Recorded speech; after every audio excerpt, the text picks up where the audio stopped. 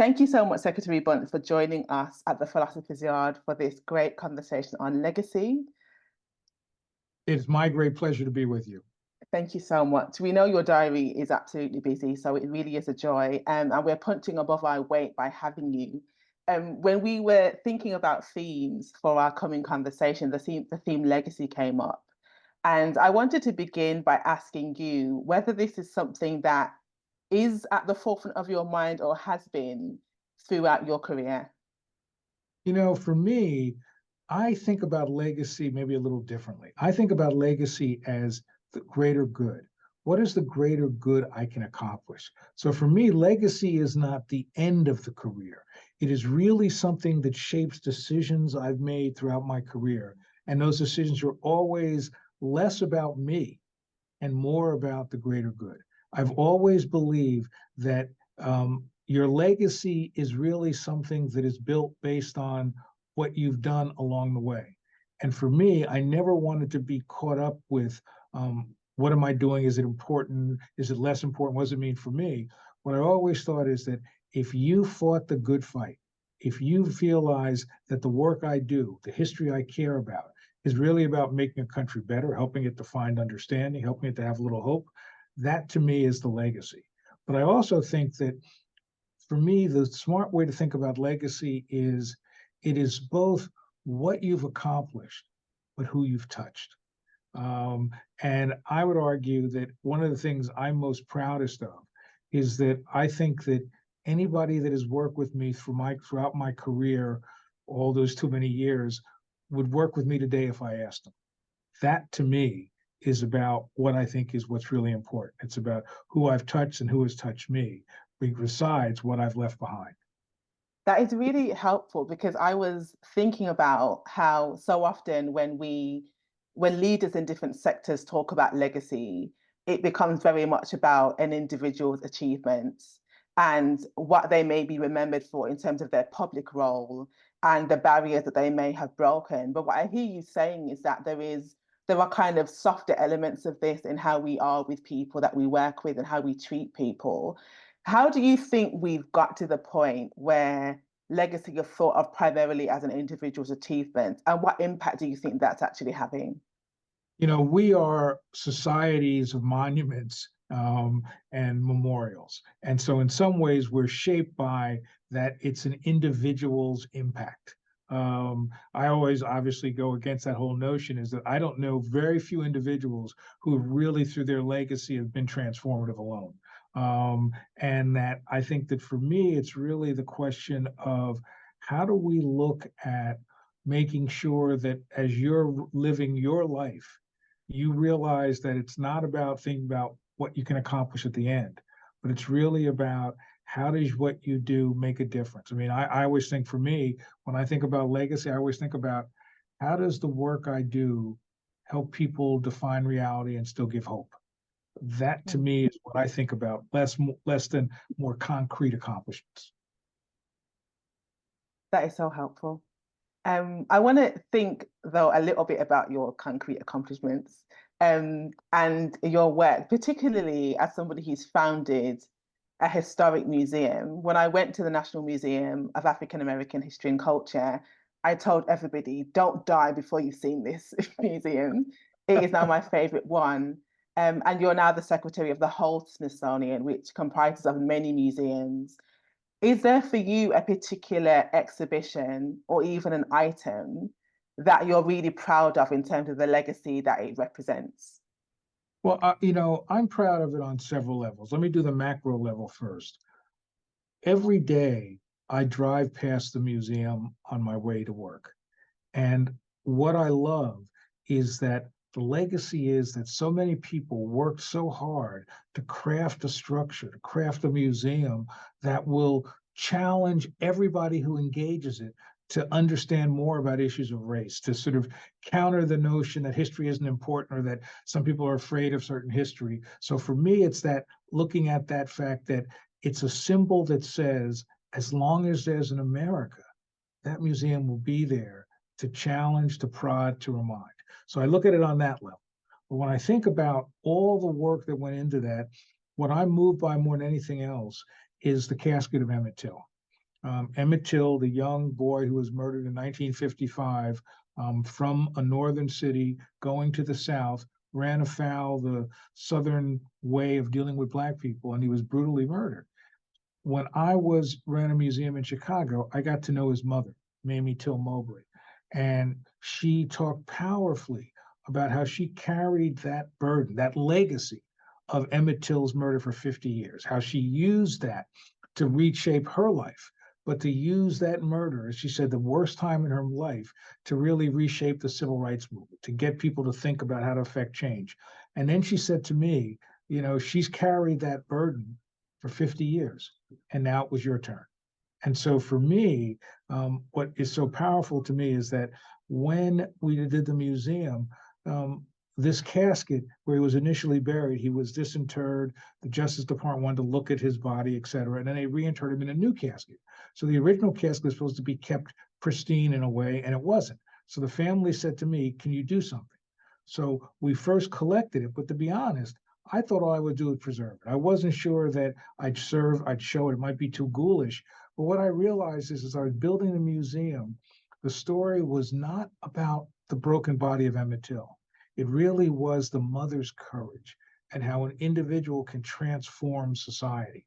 So for me, when I walk through that museum, while there's so many things that I love, being able to sort of pay homage to Emmett Till's mother is really something that means so much to me. So if a legacy that I left is that individuals can seize the moment and transform society, that's what she did.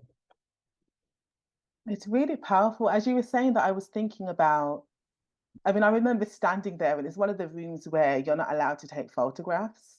And it made me feel like it became such a sacred moment because you're in this space and it's not something that you're being allowed to try to capture in any way, because you could never capture it in any way at all. And you're allowed to just be in the space and to feel how you feel when you're in that space and to attend to your responses. And what you were saying just then made me think a little bit about, I guess, the choice that we have about the histories that we inherit, and how a legacy that's even painful and is a sign of a history of injustice, of unjust violence, of racial violence, how even in cases where we inherit those kinds of legacies, we don't have to be trapped by them, actually. There's a way of using that energy for something creative and beautiful and constructive in the present, which is what I hear in the idea of you holding that legacy now, and carrying on in the way that you have. I think that's absolutely right. I mean, I really think that part of what I believe is that these moments that are difficult, these legacies that are painful, are really legacies that do several things. First of all, unless we embrace them, we don't understand who we are. It's almost like saying you don't understand how your DNA shapes who you are. Well, the history is like DNA; it shapes who we are. And I've always felt that you can run, but you can't hide from it. And so, therefore, let's bring this forward. But the other side of what I think and why it's so important to grapple with these legacies, even if they're dark, even if they're painful, is that out of that darkness comes amazing light, comes a resiliency of a people, comes a sense of basically a nation as a work in progress. That in essence, that the notion that I get from these difficult legacies is that it means that there have been moments that the nation has been made better by people marching, protesting, candidly dying. And that is worthy not only of celebration and acknowledgement, but it's this amazing reservoir that we can dip into, that we can use to fight the struggles we need to today. So for me, these are not moments where you say, "Oh my God, we shouldn't talk about it." Rather, these are moments that are clarifying, and these are moments that really give us hope. And I really think that by grappling with these issues, they help us understand that you counter the notion that somehow a nation gets to the promised land, that it's at a great place and it was once great, now it's not. No, it's always been a movement, sometimes forward, sometimes back. And I want people to understand that as a work in progress, what these legacies tell us is you can be made better. You can change those legacies, but you can't change them if you don't admit them, if you don't grapple with them, if you don't sort of make sure that rather than hiding them, shine the light on them. And that reflected light changes all of us. And do you think that there are ever histories or legacies? Because when we think about legacy, normally it's something that we want to carry on somehow. Um, are there ever histories or legacies that you think we shouldn't be carrying on? I mean, of course, I imagine that there are, but I guess I'm wondering, how do we hold those histories that are very traumatic? How do we tell or think through or talk about legacies where we disagree on whether they're good or bad, positive or negative? There are histories or legacies some people want to carry on, and others will want to say we shouldn't carry on with this. How do you grapple with those kinds of tensions? I think it's important for me as a historian to realize you don't erase history. I don't care what the legacy is. That legacy is important for us to understand where we are today. So I never want to erase that, but I want to prune it. I want to change it, right? And that, I think, driven by scholarship and candidly driven by spirituality and justice. Those are factors that sort of in my mind say, well, let's pay more attention to this legacy. Let's reshape that legacy. I look in the United States, there's a legacy of white supremacy. There's a legacy of the Civil War and celebrating the South and the Confederacy. Those legacies can't be forgotten, but those legacies should not be the dominant legacies. That we should bring our scholarship, our humanity, our empathy to really saying that we have to acknowledge those legacies. People believe those legacies, but part of the challenge of, let's say, scholars, part of the challenge of cultural institutions is to provide alternative visions, to let people understand that one is not saying those legacies are, well, they are wrong. But I think what you're also saying is that we can't just dismiss them by saying they're wrong. We've got to understand that they have a great resonance for so many people. And what you want is you want people to sort of challenge those legacies, to say there are other ways to view this. And I think that I would argue that those are always going to be debates. There's always going to be that tension. And what you want is, I would argue, that tension's good. So what you want is you want enough people, scholars, the general public, to grapple with these questions. And by doing that, you'll come to different answers. I think ultimately, I just believe strongly that while you can't run from history, the reality is that you've got to have history that's shaped by scholarship, shaped by facts, shaped by understanding. And when I look back at the past and when I see people grappling with these issues, I think there are so many people who were hurt, who didn't have the opportunities, whose lives were snuffed out because of these horrible legacies. So therefore, we need to make sure that we counter those legacies to honor their sacrifice. And it seems like maybe one of the ways in which that can happen is by unearthing the stories that we often don't listen to, because it feels like they can often be a kind of mainstream history that we may be encouraged to accept, or a mainstream reading even of current events. And then there are stories that are kind of coming to us from the margins, or that are coming to us that have been suppressed or even patronized and silenced in some way. And one of the things that I love about the museum is the way that in the book where you write about this, you talk about everyday people bringing their family items to the museum, and allowing people to take part in building that legacy together. And I wonder, for many of us who don't work in museums or don't have the kind of institutional connections, how do you think we can unearth these legacies and really give them the kind of honor that they often are not getting?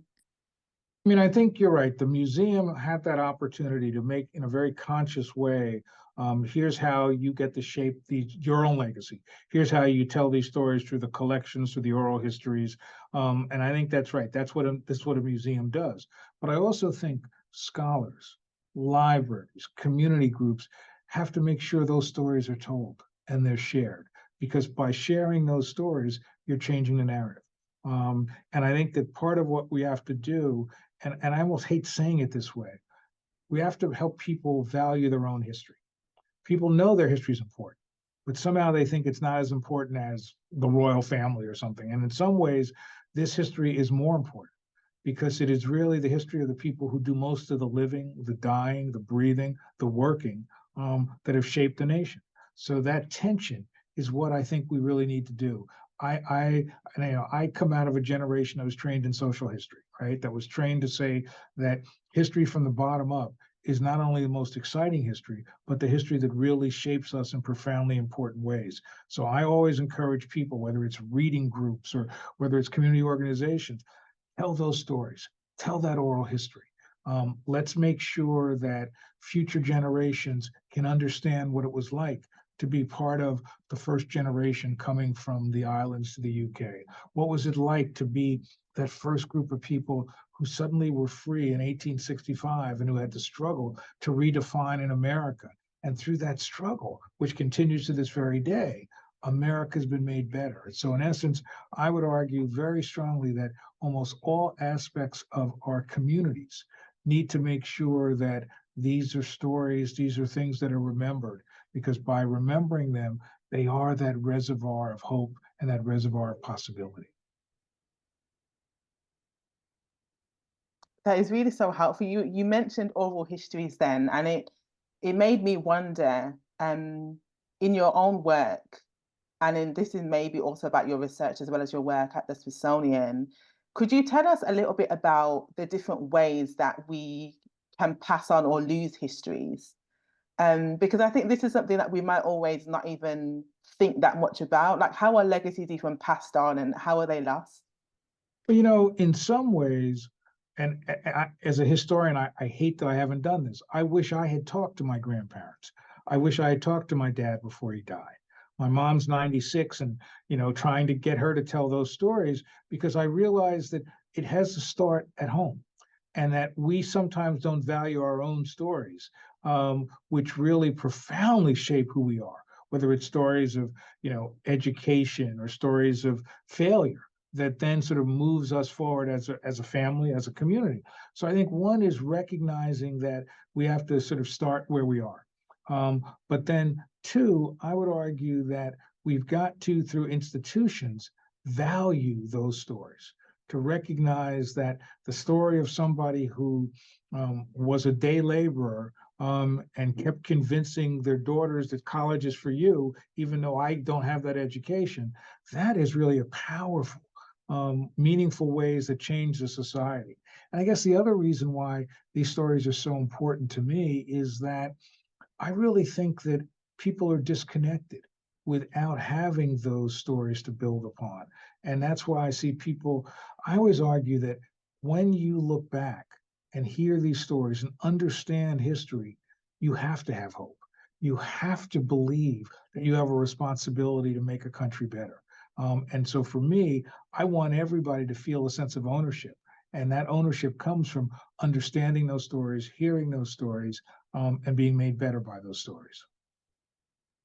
It's so true. I'm remembering as you say that, talking to my grandmother before she had dementia and trying to draw her stories out of her. And the feeling she had that her stories were not that interesting. Whereas I was fascinated by her life in Jamaica and when she first came to this country, what it was like. And for her, she just thought her life was so ordinary and uninteresting. And I would ask her, and then she would maybe tell me things that she'd never told anyone before because I asked.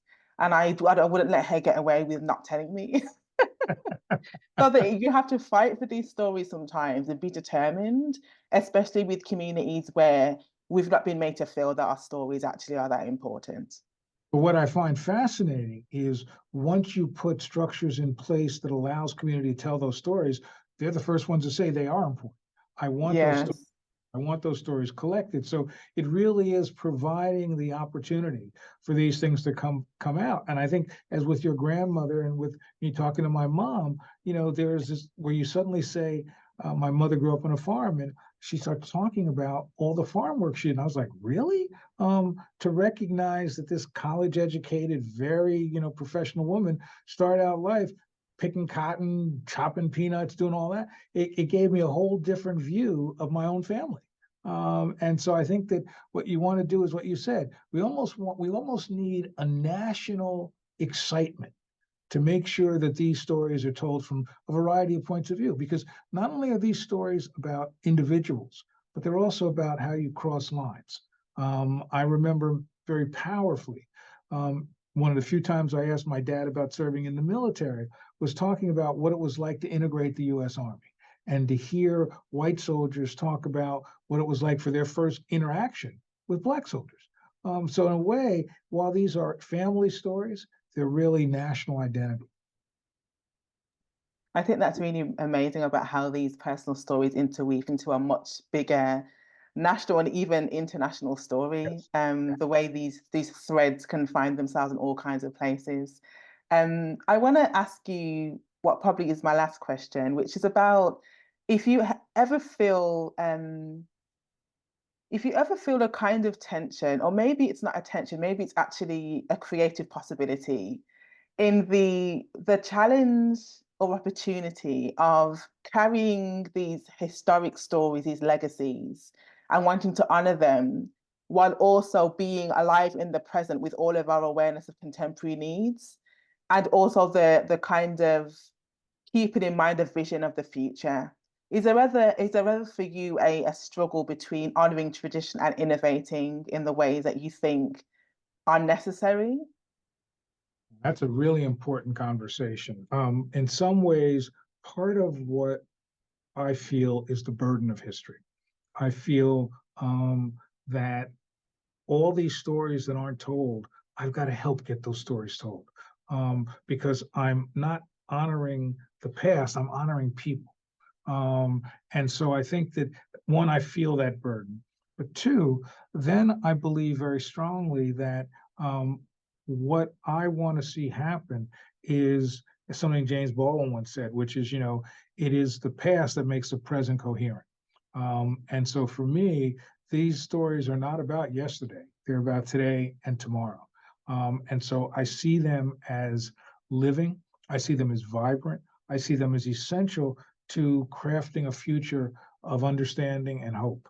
So I feel that burden powerfully and sometimes painfully, but I also think that um, history is too important just to be in the hands of historians. It's too important just to be about the past. And I think that a nation that is ahistorical is a nation that's lost. So many of our nations have been lost for many generations. And the challenge of scholars is to sort of help a nation find itself by being able to explore moments that scare them, moments that inspire them, but moments that help us better understand who we once were, contextualize who we are today, and really point us towards a better future. That is a wonderful answer. Thank you so much, Lonnie. This has been brilliant. Well, thank you. I just try to hang out with you.